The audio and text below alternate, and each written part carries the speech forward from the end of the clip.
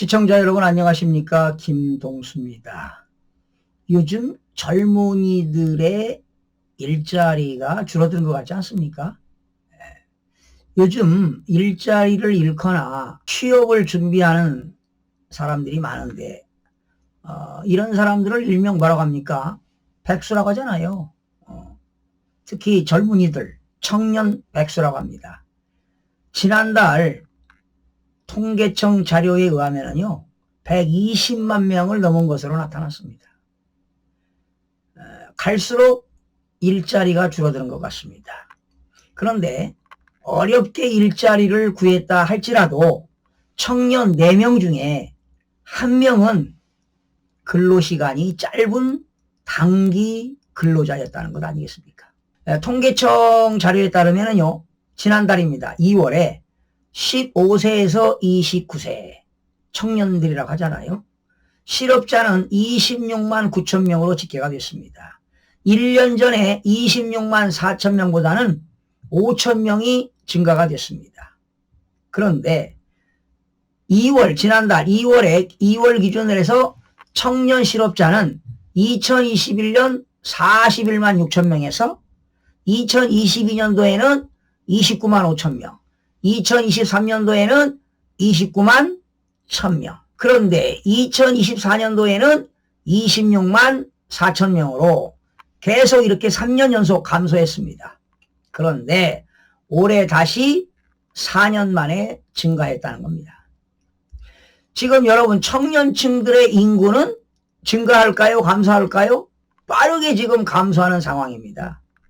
그런데도 일자리를 찾지 못하는 청년은 오히려 늘어나고 있다는 것이 크나큰 문제가 아닐 수가 없습니다. 그런데 일도 구직 활동도 하지 않는 청년들입니다. 즉 일을 하지 않는 사람을 우리는 비경제활동 인구라고 하잖아요. 경제활동을 안 한다. 비경제활동 인구가 무려 420만 9천 명이라고 합니다. 그런데 그 중에서 청년들이 쉬었다. 일을 하지 않고 그냥 아무것도 하지 않고 쉬었다 하는 인구는 지난달에 50만 4천 명입니다. 1년 전보다 6만 1,000명이 늘었어요. 지금 22년 전 2003년이죠. 2003년 통계 작성 이래 청년들이 쉬었다. 50만 명대를 넘는 것이 처음 있는 일입니다. 쉬었다. 청년들 중에 50만 4천 명이 쉬었다 이런 얘기입니다. 그리고 청년들 비경제활동 인구 중에서요 이제 공부하면서 그 취업을 준비생들이 있잖아요. 취업 준비생들이 43만 4천 명. 구체적으로는 정기 교육기간 외에 취업을 위해서 이제 취업활동하려고 뭐 학원을 다닌다던가 또 뭐 어떤 기관에 다니는 청년이 11만 8천 명. 그리고 그 외에 취업 준비 청년이 31만 6천 명. 대단합니다. 자, 그러면 경제활동 인구 중에 실업자이거나 비경제활동 인구 중에서 쉬었다. 취업 준비자인 청년의 수를 모두 합하면 120만 7천 명이나 됩니다.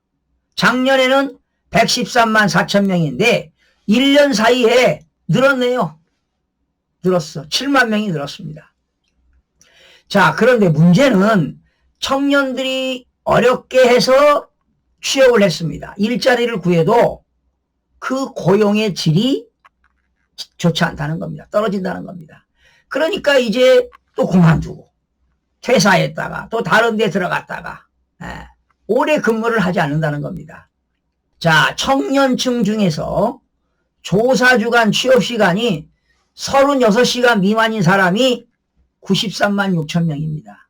청년층 취업자가 355만 7천 명이었던 것을 고려한다면 4명 중에 1명은 5일 근무하는 전일제 근로자가 아닌 완전히 4명 중에 1명은 전일제가 아니라 그냥 단기 뭐 알바 같은 거 있잖아요. 단기 근로자라는 것이죠.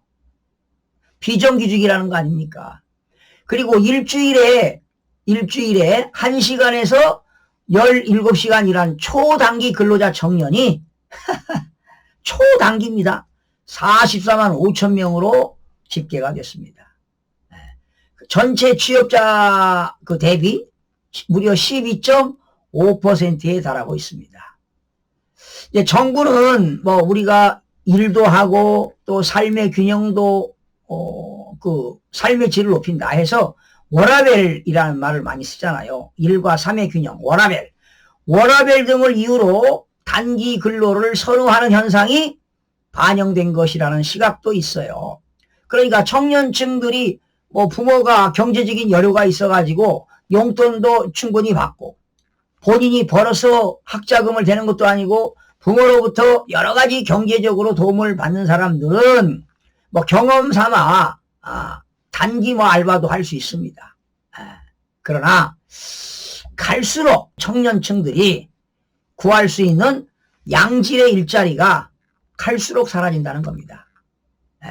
그렇다면은 제가 개인적으로 생각할 때 중대재해처벌법을 말이죠. 문재인 정부 때 만들지 않았습니까? 여러분, 내가 대표이사인데 종업원들이 그 근무 시간에 무슨 사고를 당했다.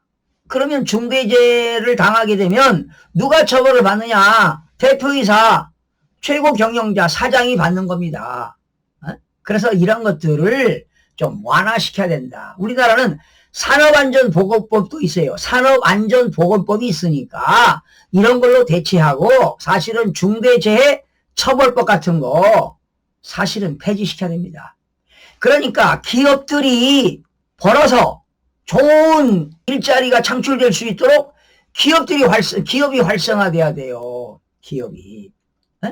그러기 위해서는 대기업과 중소기업을 열심히 일할 수 있는, 투자할 수 있는 그런 여력을 분위기를 조성하고 정부가 그런 걸 해야 되는데 문재인 정부 때 말이지요.